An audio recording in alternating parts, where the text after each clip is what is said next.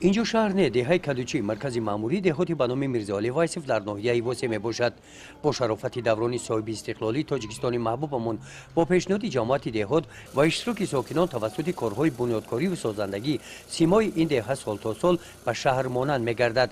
نوگانی های تازه در این ماه در سمت کارهای آبادانی بعد وصل نمودن چراغ‌های راهنما در مرکز منفرش نمودن راههای اهمیت محلی داشته و میدان صحن حولی در آمدگاه‌های مرکزهای خدمت رسانی‌ها آغاز یافتند. این اقدام از نزد بینای مأموری جماعت دهات آغاز گردید. با استقبال 35 سالگی استقلالیت دولتی جمهوری تاجیکستان با تشبث صاحبکاران جماعت در دهه کدوشی زیاده از 1 کیلومتر راه را سنگفرش کرده چهار را به ترتیب درآورد. همچنین در مرکز دهه کدوشی که گذرگاه است چراغک راهنما نصب کرده شده و اطراف آن آباد کرده شده زیاده از 700 متر اسفالت پوش کرده شد. صاحبکاران جماعت تصمیم گرفتند که در عرفه سال 90 در جشن 35 سالگی استقلال دولتی جمهوری در داخل کوچه‌ها را سنگفرش و اسفالت پوش نمایند. عموما کارهای آبادانی سازندگی در محله‌های جماعت میرزاعلی وایسف ادامه دارد و می‌بینیم هم چنین اقدام‌های یک دستگیری کرده شده و آبادانی دهه هم باز خوبتر می‌شود.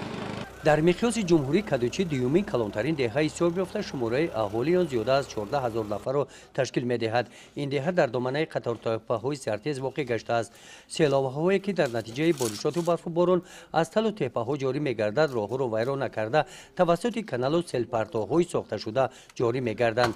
این یکی از آن سیلپرتوها میباشد. از یکی از کوچه‌های این دهه می‌گذرد. ساکنان ماهیت این انشاءات را سال‌های اخیر درک نمودند. این سال پیش از بارشات داخل آن را از پرتوها تازه کرده ایستادند. این جبور پرچوبه همین جماعت همین دهه که آب از خود سربند سر شدگی تو همین دشت در همه آبی که باقی مونده در برف و بارون میریزه و همین جبور رفته در کانال میریزه.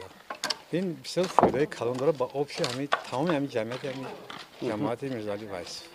حالتش بسیار وزمین و پر بود. مجبور شدیم راهایی که ده‌ها سال برای ما خدمت میکرد همین راه را کند راه اسفالت درجه بسیار لبای راه ویران شد. این امروز ما همون سیل اومدگی کند. همون سیل اومدگی. نه که اقدام گرفتن که همین دوری همین حشر بوری همین فرزندان همین دهه همین راه را آباد کنیم. چقدر تازه کردین را؟ زیاده 25-26 دلارش بود برابری کم از همین خیلی را با اسکواتر کندیم بردیم. ای داخل جبور. ای داخل جبور.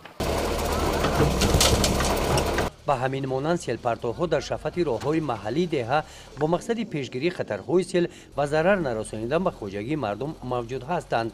با مقصد تازه نمودن سیلپرتوها با پیشنهاد جماعت دهات و روزگی خود ساکنان انشاءات‌های غیر قانونی ساخته شده چپه کرده شده سیلپرتوها به حالت پیشترهشان برگردانیده شده ایستادند. گزارش خواجه نظریف خدای نظر ظهوروف از ناحیه واسه برای برنامه اطلاعاتی نوید